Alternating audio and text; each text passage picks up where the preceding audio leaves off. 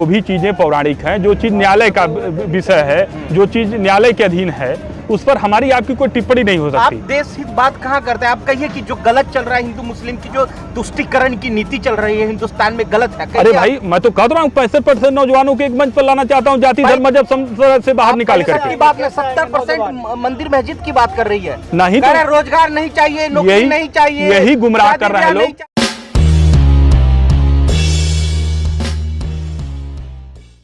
मोदी जी कह रहे हैं कि युवाओं को सम्मान मिला है। नहीं, सम्मान इसलिए नहीं मिला, सम्मान उस दिन मान लूंगा जिस दिन युवाओं का अपना एक आयोग बन जाएगा, युवाओं की अपनी नीति हो जाएगी। अभी तक जाति धर्म संप्रदाय के नाम पर आयोग का गठन हुआ है, युवाओं का अभी तक कोई अपना आयोग नहीं बन पाया है। तो मेरा ऐसा मानना है, आप बनाएंगे आयोग? भाई ये सरकार से मांग कर रहा हूँ, मेरे पास वो पावर आएगी तब ना। मैं तो जो सरकार पावर में है, जिसके पास अधिकार है, मैं अपने लोकतांत्रिक तरीके से उस बात को, एक बुनियादी सवालों को लेकर के युवा सत्याग्रह के माध्यम से प्रधानमंत्री जी तक अपनी बात पहुंचाने की कोशिश। प्रधानमंत्री जी को फुर्सत नहीं है। प्रधानमंत्री जी भारत देश के प्रधानमंत्री की मैं बात कर रहा हूँ। मैं अपने देश के प्रधानमंत्री से ही तो अपनी बात कहूँगा। मैं भी तो, हमारे भी तो वही प्रधानमंत्री वगैरह, फुर्सत नहीं है, इतने काम हैं, 18 घंटा काम कर रहे हैं। अभी बर्लिन का टूर प्लान कर रहे थे, अभी दूसरा छिड़ चुका है, नुपुर का मामला चल रहा है। 50 देशों इस्लामिक देशों ने प्रेशर बना दिया भारत पे। नहीं तो वो जो भी काम कर रहे हूँ, मैं यही सवाल प्रधानमंत्री जी आपके माध्यम से उनसे पूछना चाहता हूँ, प्रधानमंत्री जी से, कि अभी तक 70 सालों में युवाओं को न्याय क्यों नहीं मिल पाया, उनके साथ भेदभाव क्यों हुआ? हमको इस बात का दुख है कि आपने नरेंद्र मोदी का फोटो नहीं लगाया है।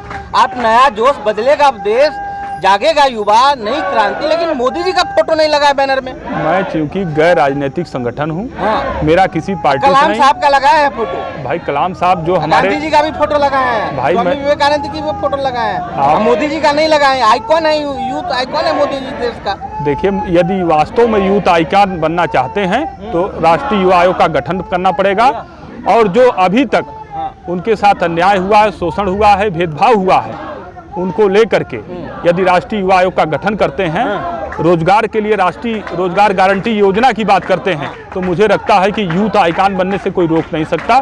जिस मुताबिक उन्होंने वादा किया था कि 2 करोड़ रोजगार देंगे, नौजवानों ने हाथों हाथ लिया था।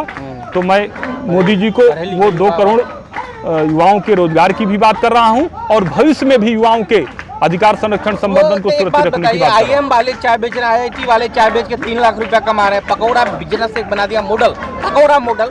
आपको रोजगार की पड़ी है, अरे दूसरे को रोजगार दो ना। आप पढ़े लिखे व्यक्ति हैं, ये बताइए कि तो बीटेक, एमटेक, MCA, MBA में लाखों रुपया करके पूंजीपतियों को, शिक्षा माफियाओं को लाभ पहुंचाने की क्या आवश्यकता है? फिर कोई ये सारे विद्यालय बंद कर दिए जाए, यदि ऐसा है तो आपके सवाल के हिसाब से।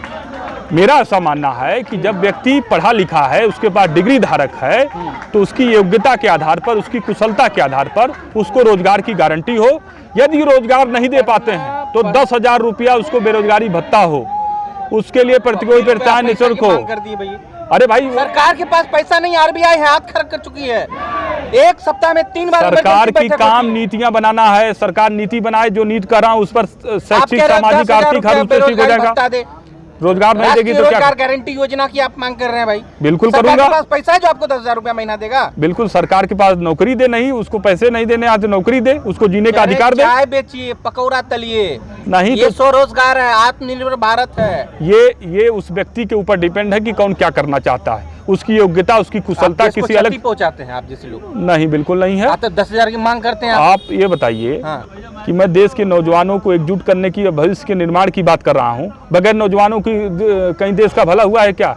देश की दिशा दशा कौन क्या है, आप बता दीजिए। युवाओं को इकट्ठा करके हर युवा नेता है, मानते हैं? स्वामी विवेकानंद के देश का युवा वो अपने आप में नेता है, ठीक है? उसके अंदर सारी व्यवस्थाएं, सारी चीजें निहित होती हैं, सिर्फ उसको नेतृत्व को उभारने की जरूरत है। और समय रहते यदि ये मांगे नहीं पूरी हुई तो आप देखेंगे कि तमाम नेतृत्व उभर करके आएंगे। जयप्रकाश जी का आंदोलन इसी देश में हुआ था, आपने देखा था, पूरे देश उनके साथ चला था वो आंदोलन। बिल्कुल बिल्कुल, ये आगाज है जंतर मंतर से, और 6 महीने का हम मांग पत्र में लिखित रूप से दे रहे हैं कि यदि 6 महीने के अंदर मांग पत्र पर कोई विचार नहीं हुआ, कोई हमको सकारात्मक संकेत नहीं मिला, तो बृहद स्तर पर एक रूपरेखा तैयार करके आप टाइम दे रहे हैं? बिल्कुल 6 महीने का। 6 महीने का टाइम दे रहे हैं? हाँ, उस पर विचार करने का बिल्कुल दे रहे हैं। 6 महीने का उस पर विचार करें। आप जेल चले जाएंगे। नौजवानों का मैं जेल जाने से नहीं चूकता। ये 65% की आबादी के नौजवानों के लिए अगर एक जान भी चली जाए तो मैं उसके लिए ही नहीं डरता। नहीं पीछे खड़ा रहेगा जब जेल जाओगे। मैं नौजवानों की आवाज़, उनके आशीर्वाद और उनके सहयोग से खड़ा रहूंगा। बड़का नेता होगा? नहीं, बिल्कुल नहीं नेता हूँ, बिल्कुल चालबाज नहीं है। मोदी जी को आप जो, हाँ, मोदी जी से अनुरोध करने आया हूँ, निवेदन करने आया हूँ कि मोदी जी आप भी नौजवानों के हमदर्द बन सकते हैं। इस देश में जो वार छिड़ा हुआ है, कौन सा वाला? नुपुर शर्मा इस्लामिक कल्चर को लेकर पैगंबर साहब को, ये कठपुतली लोग हैं। नुपुर शर्मा कठपुतली हैं? ये पार्टियों के कठपुतली हैं। पार्टियों, आप जानते हैं पार्टी कठपुतली पार्टी है भाई। मैं पार्टी को नहीं बोल रहा हूँ ना, ये कठपुतली टाइप के लोग पैदा किए जाते हैं। आप भी जानते हैं, आप तो मीडिया से हैं। किसने किया? ये पार्टियां करती हैं, भाजपा करती है। मैं कह रहा हूँ सारे पार्टियों की बात कर रहा हूँ। ये सारे पार्टियों का मैं बात कर रहा हूँ। मैं तो अपने संगठन की इसीलिए बात कर रहा हूँ। ये सारी पार्टियां यदि इस मुद्दों पर आगे बढ़ी होती तो मुझे यहाँ बैठने की क्या आवश्यकता नहीं चाहिए? अरे भाई, मंदिर चाहिए तो मंदिर में जाता हूँ, जो काम है जब जहाँ वहाँ जरूरत थी वहाँ जरूरत पूरी करता हूँ। बाकी है क्या क्या, वो झांकी है, चल रहा है? नहीं, वो तो सब चलना चाहिए, वो विषय अलग है, वो विषयांतर है। आज का विषय जो है, झांकी है, मथुरा काशी बाकी। देखिए, जो पौराणिक चीजें हैं उसको सुरक्षित करना चाहिए। पौराणिक चीजों को सुरक्षित करना, संरक्षित करना। नहीं, ठीक है। हम कह रहे हैं कि जो भी चीजें पौराणिक हैं, जो चीज न्यायालय का विषय है, जो चीज न्यायालय के अधीन है, उस पर हमारी आपकी कोई टिप्पणी नहीं हो सकती। आप देश हित बात कहाँ करते हैं? आप कहिए कि जो गलत चल रहा है, हिंदू मुस्लिम की जो तुष्टीकरण की नीति चल रही है हिंदुस्तान में, गलत है। अरे भाई, मैं तो कह रहा हूँ 65% नौजवानों को एक मंच पर लाना चाहता हूँ, जाति धर्म मजहब से बाहर निकाल करके। बात में 70% मंदिर मस्जिद की बात कर रही है। नहीं तो रोजगार नहीं चाहिए, नौकरी नहीं चाहिए, यही गुमराह कर रहे हैं लोग। नहीं चाहिए, हिंदू मुस्लिम नहीं चाहिए, मंदिर चाहिए। इसी गुमराह से मैं बाहर निकालने की कोशिश कर रहा हूँ, मैं प्रयास कर रहा हूँ।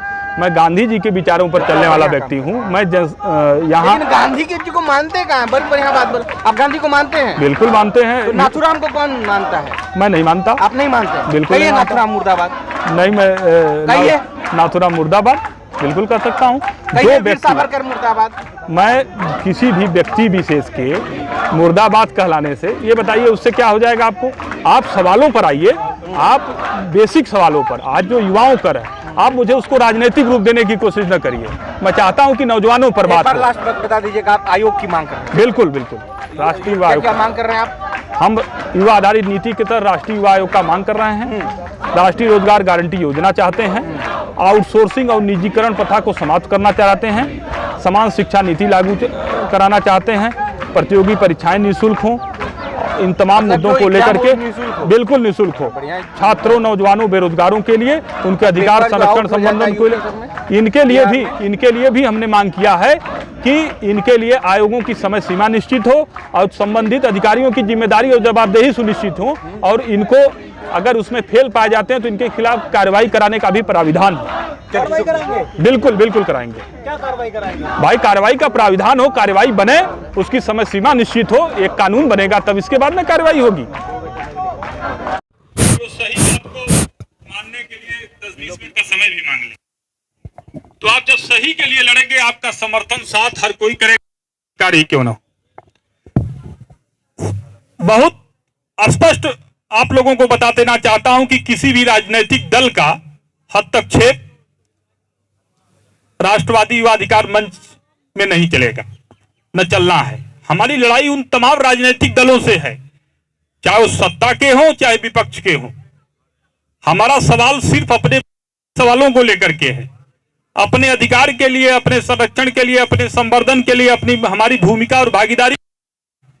क्या सिर्फ अब वोट देने के लिए, प्रचार करने के लिए बने हैं? हमारे लिए राष्ट्रीय युवा आयोग का गठन अभी तक क्यों नहीं हुआ? ये बुनियादी सवाल हैं कि नहीं है?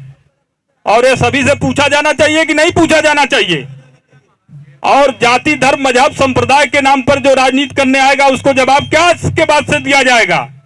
जवाब यही दिया जाना चाहिए कि 65% की आबादी का मैं नौजवान हूं, मैं पढ़ा लिखा बेरोजगार हूं, मैं देश के निर्माण की बात करूंगा, भविष्य की बात करूंगा।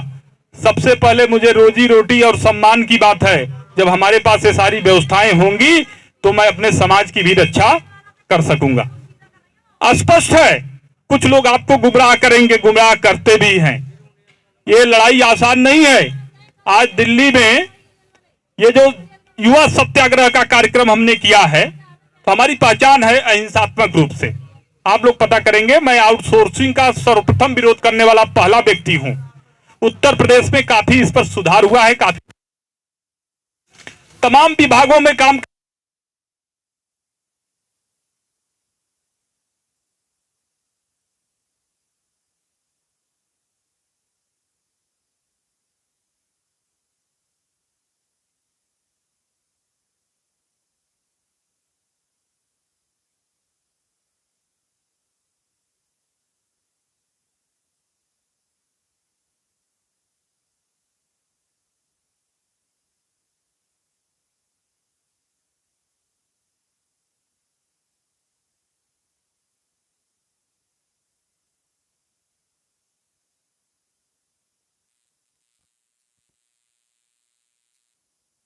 है, तो उसको संभाल लेना आवश्यक होता है।